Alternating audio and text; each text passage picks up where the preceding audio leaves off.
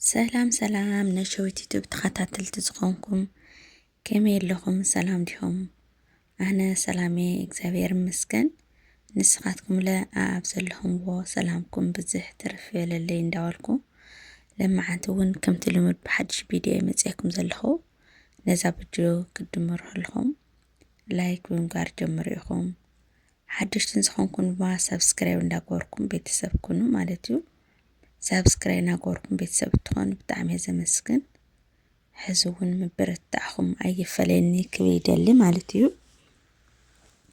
እምበር ሎሚ ከዓነይ ካብ ኣሌክስና ህያብ ውፅእ ዝበለ ሓድሽ ቪድዮ ሒዘኩም መፅእ ዘለኹ ማለት እዩ። ንስ ከዓነይ ብዛዕባ ጆቲና ሮዚ ሒዘልኩም መፅእ ዘለኹ ማለት እዩ። ኣብ መንጎኦም ዘላ ድማ ማሂ ሮዚ ምስ ማሂ እንታይ ዓይነት ርክብ ከም ዘለዎ እቲ ሓቂ በፂሓቶላ ማለት እዩ። ጆቲና ማሂ እንታይ ዓይነት ርክብ ከም ዘለዎም ያው መጀመርያ ዝጀመርዎ ብፕራንክ ነገር እዩ ተጀሚሩ ነይሩ። መጀመርያ መዓልቲ ፕራንክ ክገብራ ከሎ ብጣዕሚ ትዕግስቲ ገይራ እያ ተፀቢያቶ ማለት ኣብ ቅድሚኡ እናተይ ትብሎ ወዲ ወይ ከዓ ናተይ ትብሎ ሰብኣይ ኣብ ቅድሚኻ ምስ ጓል ከምኡ ኢሉ ክጀናጀን ወይ ከዓ ከምኡ ኢሉ ክዘራረብ ያው ሰላምታ ምንም ማለት ኣይኮነ ግን እቲ ዝገብሮ ዝነበረ ፅቡቅ ኣይኮነ ብጣዕሚ እያ ትዕግስቲ ገይራ ተፀቢያቶ። ከምዚ ዓይነት ጨና ክትገብሪ እየ ዝደሊ ከምዚ እኮ ዝበልክኺ ቀደም እኮ ብጣዕሚ እያ ትፈትየኒ ነይራ ብጣዕሚ እያ ተፍቅረኒ ነይራ ምናምን አለ ብዙሕ ውሕድ ንእሽተይን ተዛሪቡ ነይሩ ማለት እዩ። ብጣዕሚ እያ ተናዲዳ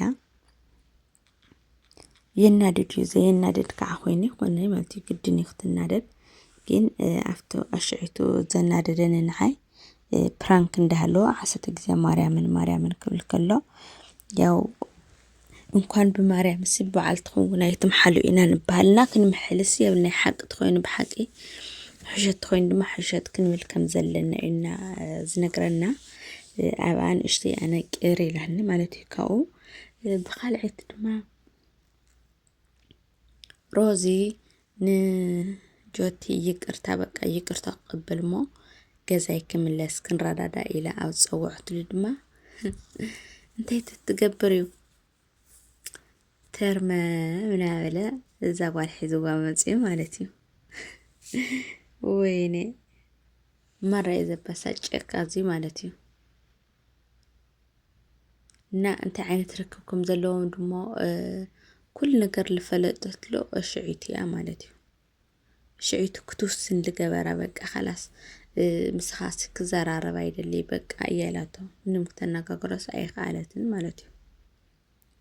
እሳ በቃ ይቅርታ ብዘይ መጓረይ ብዘይ መረጋጋዒ ሲኣነሲ ኣጥፊኤ የላ እንዳ ሓዘነት እንዳሃለት ንሱ ከዓነ ሒዝዋ ክመፅእ ከሎ የናድድ እዩ።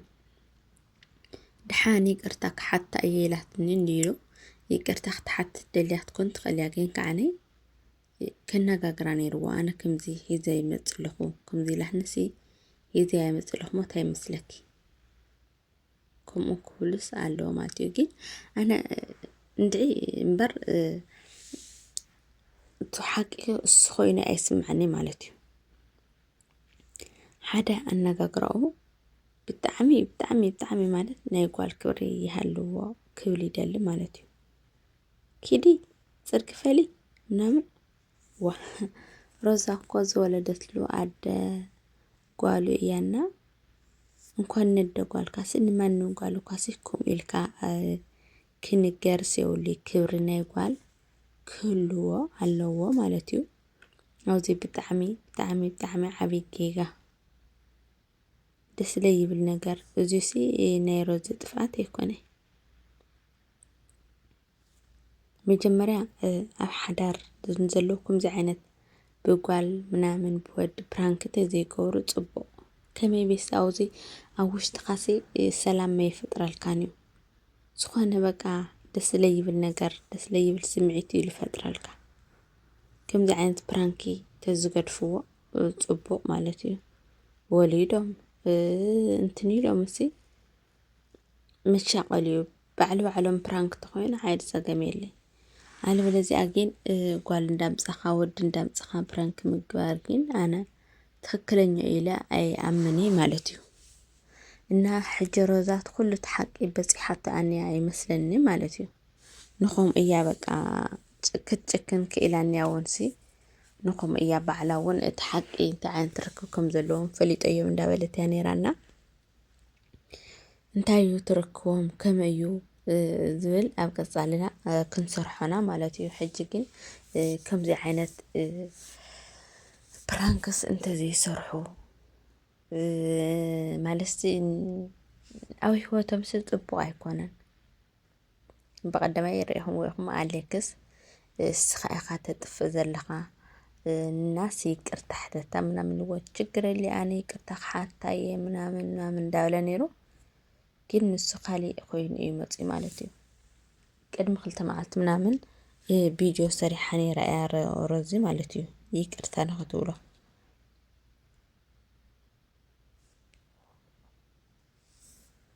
እና እሱ ከዓነ ይቅርታ ዘይኮነ በቃ ይቅርታ ይኮነ እንትን ኢላ ይቅርታ ክትሓቶ ማለት ከነጋገራ እውን ዘይካለ ብዙሕ ነገር ይዛረብ ነይሩ ብዙሕ ነገር ዝፍክር ነይሩ ኣነጋግራ እኳ ብጣዕሚ እዩ ዘፅልእ ነይሩ ማለት እዩ። ብጣዕሚ ከቢድ ነገር ማለት እዩ። እዚኦም ሳብ መንጎኦም ውላድ ኣላቶም ውላዶም ሓቢሮም ክዕብዩ እምበር ያው ከምዚ ዓይነት ነገራት ክሰርሑ ብጣዕሚ ዘፅልአካ ማለት እዩ።